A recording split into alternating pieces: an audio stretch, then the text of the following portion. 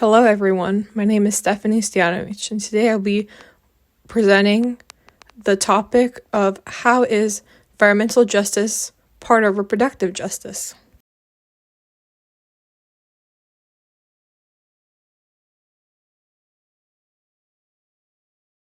Reproductive justice is the understanding that people have the right to make a choice about having children and caring for them. That means that people can choose to have children or not to have children. And this decision is based on whether or not people want to take care of their children in a healthy and safe environment.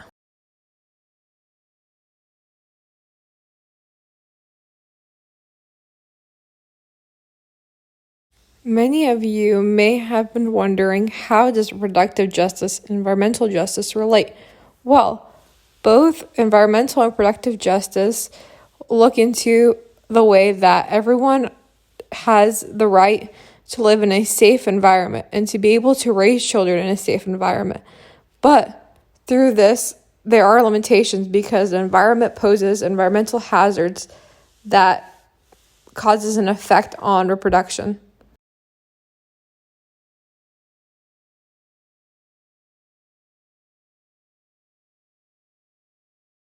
The environment affects reproductive justice because there are infertility issues that are associated with the environment, with certain factors such as climate change, which babies can be born sooner than their due date, and pregnant women being exposed to certain industry chemicals. There are soft plastic estrogens, which are being given to women through food and drinks, and through tap water estrogens, which is through tap water.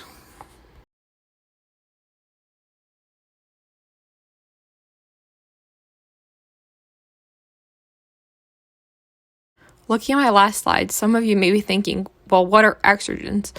Estrogens are very harmful to women who want to have children and choose to have children because there are major effects of estrogen, such as estrogens causing a hormonal balance, which confuses the body, and it makes it difficult for women to get pregnant.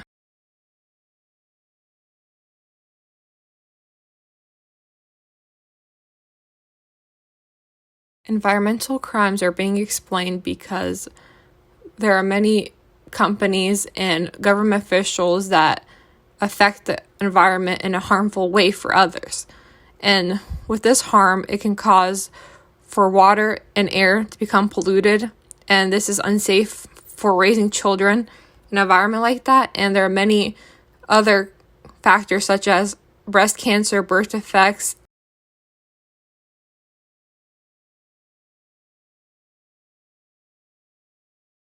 In order to protect the environment from these environmental crimes and harms, the Clean Water Act was created, which this is to enforce that there is a governing of water pollution and that people are responsible for the water, and that water quality is important because this is what basic need for life.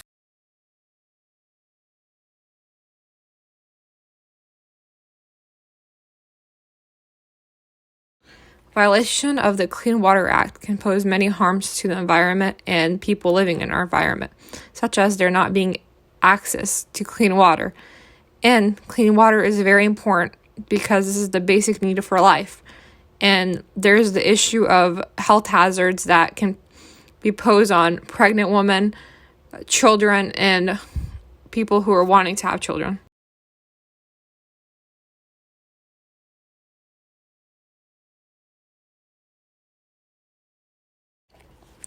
The Clean Water Act has an effect on reproduction because they want to ensure that the water is clean and everyone has access to clean water. There is a relationship of water pollution and male fertility problems, such as in polluted water, there are anti-androgenic chemicals, and this causes a blockage of testosterone.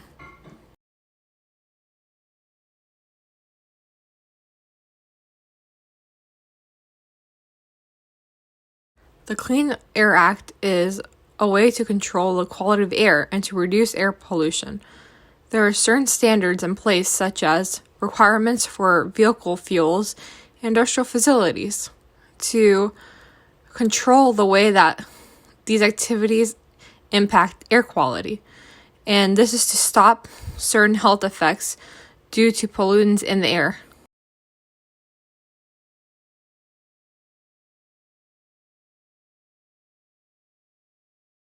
Violating the Clean Air Act causes certain environmental and health effects such as ozone layer depletion.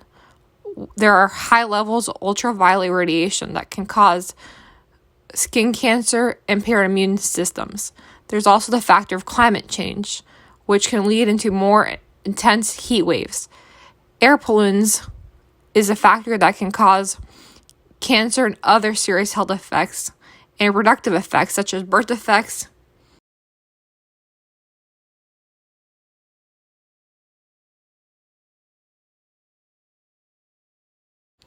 The effects the Clean Air Act has on production is that the Clean Air Act is designed to protect pregnant women in a way, because during pregnancy, women's breathing volume increases, and this causes them to breathe in more pollutants than any other adult. And there are certain health problems that are found among pregnant women due to pollution, such as gestational hypertension, gestational diabetes.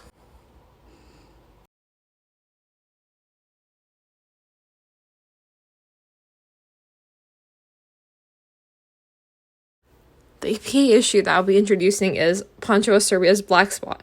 And in Ponchoa, there is a chemical industry that produces ammonia, nitric acid, and fertilizers. And this is a problem because this chemical industry pollutes the air, and people are suffering from diseases caused by this pollution.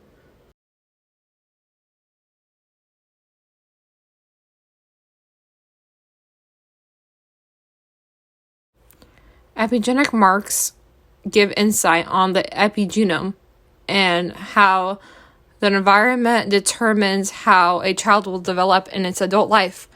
There are certain responses to environmental things like air pollution and estrogen disrupting chemicals. And these effects of the epigenetic can be reprogrammed by certain things we do to prevent the onset of the disease.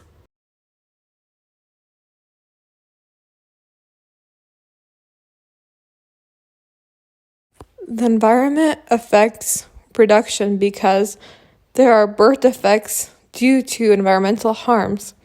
Many birth defects are related to environmental exposures to chemicals and pollutants in our air and water, which this is the reasoning why the Clean Air Act and Clean Water Act are important to follow, because these birth defects are developed through the environment.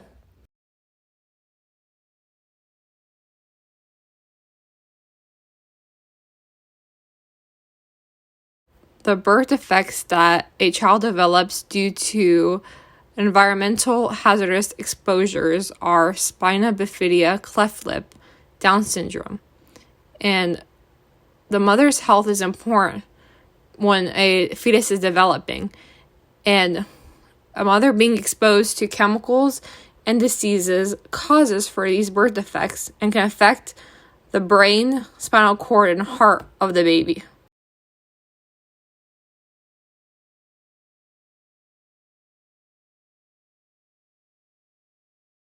Some women choose not to have children in this environment due to environmental hazards. They feel like there are certain factors of climate change that make them look at the world they're living in and not want to expose another human being to these bad environmental effects.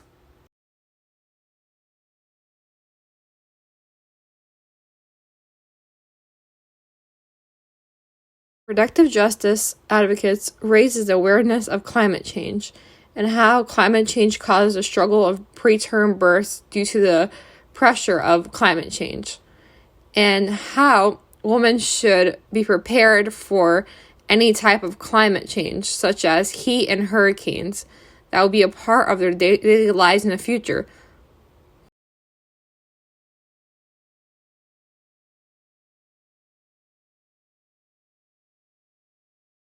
The environment creates many hazards for male reproductive system and the female reproductive system and fetuses. But there are some ways to prevent these reproductive health issues due to the environment. Some of the things that you can do is to become aware of the exposures of environmental hazards, such as where you work, chemical exposures, and other exposures through cleaning materials and automotive products.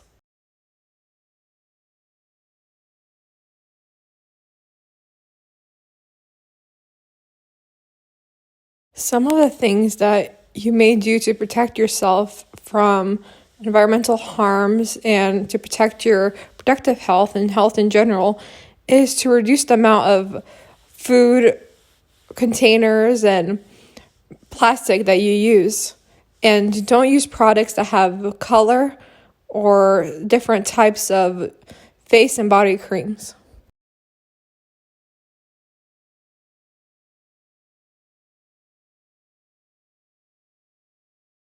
In summation, environmental justice is a part of reproductive justice because reproduction and offspring are controlled by the environment. What I mean by this is that there are many environmental hazards that influence children's health and whether or not couples will be able to have children and if they will struggle with infertility in the long run.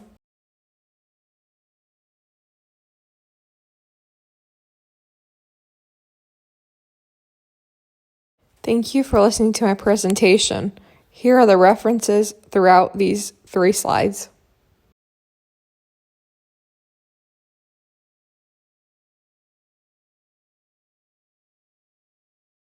Here are also some more of my references that I have used.